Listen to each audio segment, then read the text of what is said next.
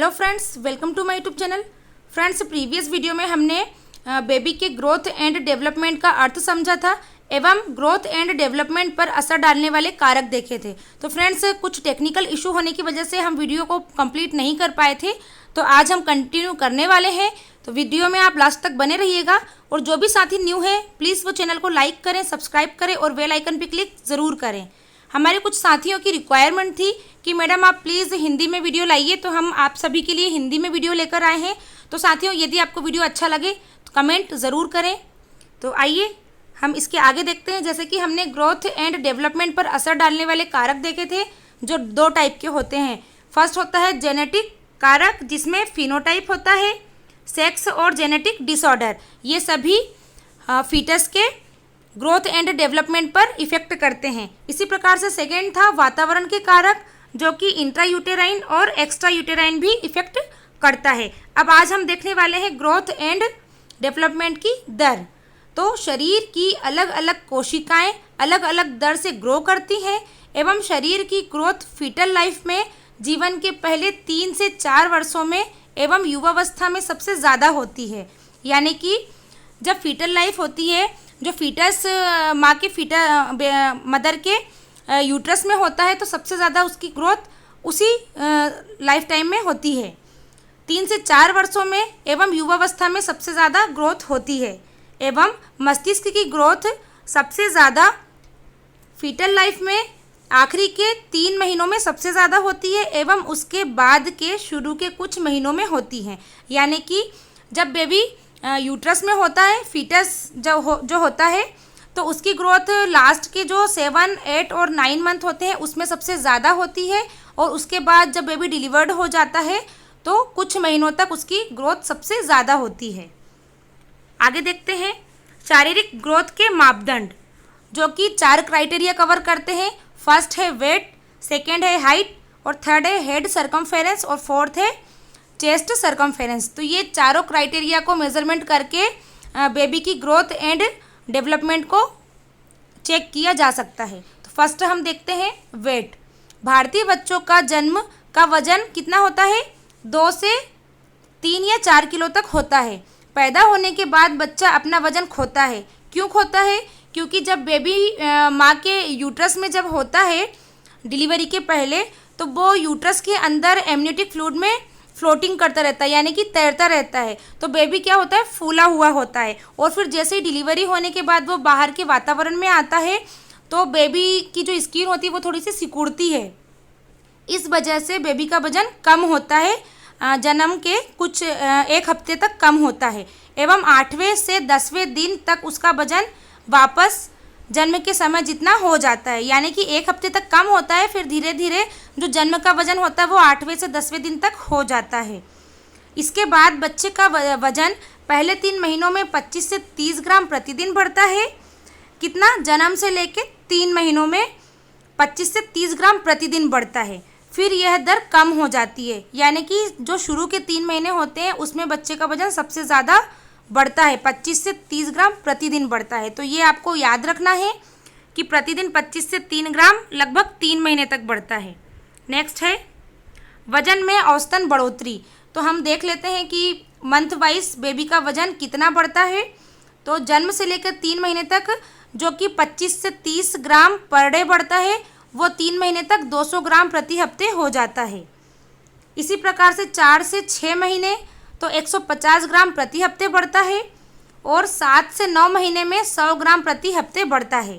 इसी प्रकार से 10 से 12 महीने में 50 से 75 ग्राम प्रति हफ्ते बढ़ता है और 1 से 5 महीने लगभग 2 किलोग्राम प्रति साल बढ़ता है। तो इस प्रकार से बेबी का वजन जो हफ्ते में दिया हुआ है ये इस प्रकार से बढ़ता है। तो आपको इसमें मेन पॉइंट ये याद रखना है कि जो जन्म का वजन बेबी का होता है वो 5 से 6 महीने में डबल हो जाता है। यानी कि बच्चा यदि 2.5 किलो का उसका वजन है जन्म के समय, तो 5 या 6 महीने में उसका वजन कितना हो जाएगा? 5 किलो हो जाएगा। और इसी प्रकार से जन्म के वजन का 3 गुना 1 साल में हो जाता है। यानी कि यदि बेबी 2.5 से 3 किलो का हुआ है, जन्म के समय उसका वजन 2.5 से 3 किलो है, तो 1 साल में बच्चे का वजन 9 किलो अप्रोक्सीमेटली जो सामान्य बेबी होता है, स्वस्थ बेबी होता है, उसका वजन हो जाता है।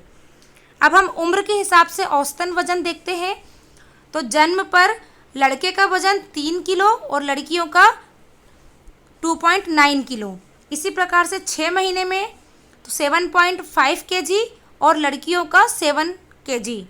इसी प्रकार से जो 1 वर्ष का बच्चा है तो लड़का है यदि वो, तो उसका 9.5 केजी वजन हो जाएगा 1 साल की उम्र में, और लड़की रहेगी तो 9 केजी इसका वजन हो जाएगा जो स्वस्थ बच्चा है।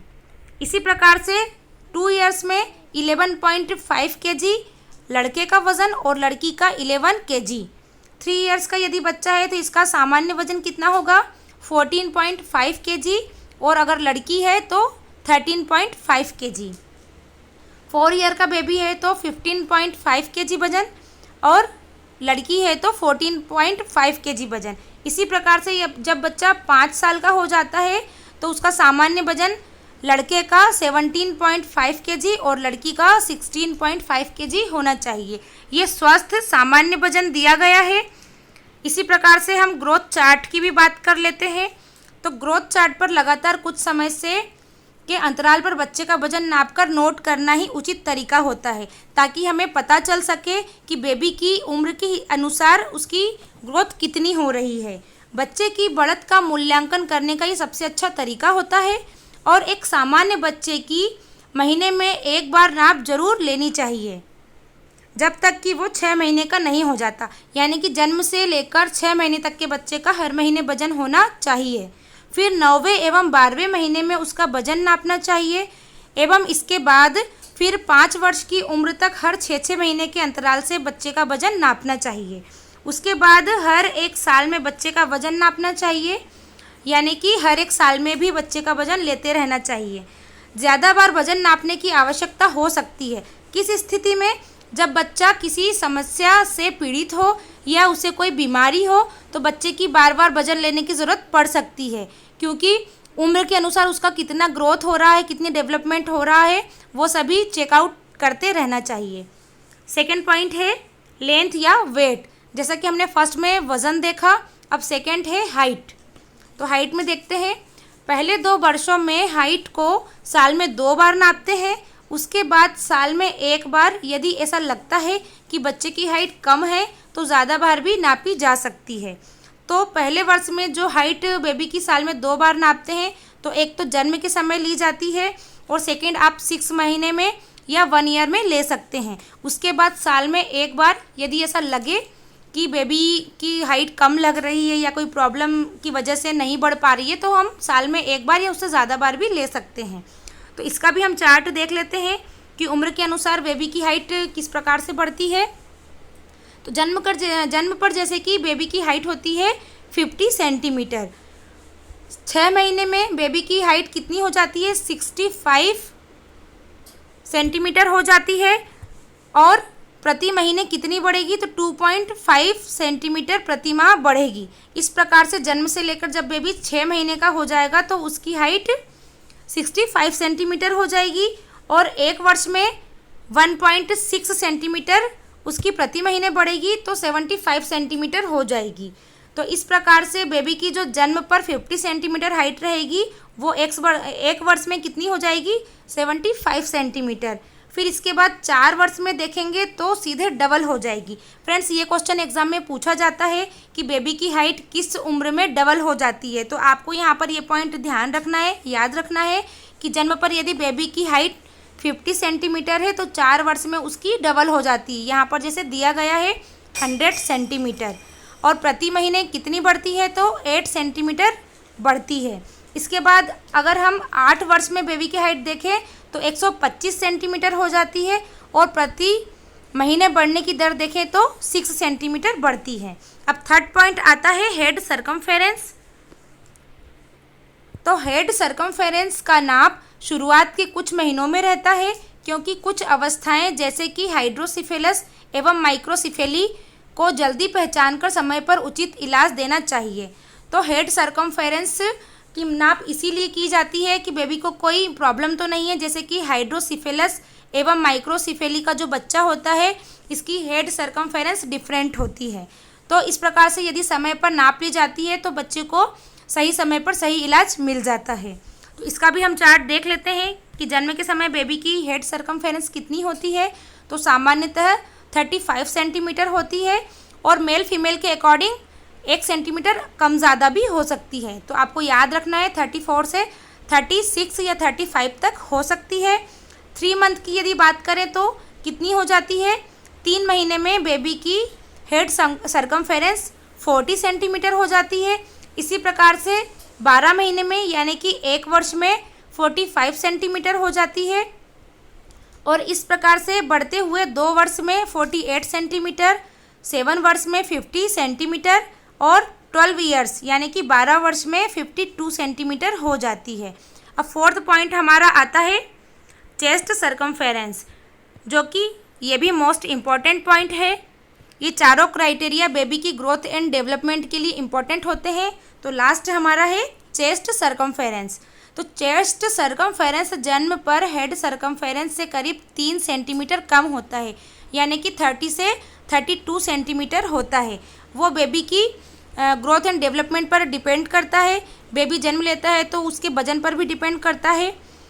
ये दोनों सर्कमफेरेंस 1 वर्ष की उम्र पर बराबर हो जाते हैं, यानी कि जो हेड सर्कमफेरेंस जितना 1 वर्ष की उम्र में हो जाता है उतना ही जो चेस्ट सर्कमफेरेंस होता है वो भी सेम हो जाता है। उसके बाद चेस्ट सर्कमफेरेंस हेड सर्कमफेरेंस से बढ़ जाता है। जैसे कि आपने देखा होगा कि बेबी का जो हेड है वो जन्म के समय तो बराबर दिखता है और चेस्ट सर्कमफेरेंस भी लगभग उतना ही दिखता है। फिर जैसे जैसे बेबी की ग्रोथ होती है, बड़ा होता है बेबी, तो आप देखेंगे कि बेबी की जो हेड सर्कमफेरेंस होती है यानी कि उसका जो हेड होता है वो छोटा रहता है और बेबी का जो चेस्ट होता है वो धीरे धीरे बढ़ता जाता है। तो 1 साल की उम्र में हेड और चेस्ट सर्कमफेरेंस बराबर हो जाते हैं और इसके बाद चेस्ट सर्कमफेरेंस बढ़ जाता है। जैसा कि हमने अभी ऊपर देखा, बेबी का जो हेड सर्कमफेरेंस होता है वो 1 वर्ष में कितना हो जाता है, 45 सेंटीमीटर। इसी प्रकार से जो चेस्ट सर्कमफेरेंस होता है वो भी 1 वर्ष की उम्र में 45 सेंटीमीटर लगभग हो जाता है। इसके बाद ये धीरे धीरे बढ़ जाता है। तो फ्रेंड्स, आपको हमारा वीडियो कैसा लगा आप हमें कमेंट बॉक्स में करके ज़रूर बताएं। लिख के बताएं कि आपको वीडियो कैसा लगा और आपके लिए कितना हेल्पफुल रहा। मिलते हैं अगले वीडियो में। Thanks for watching, like and subscribe.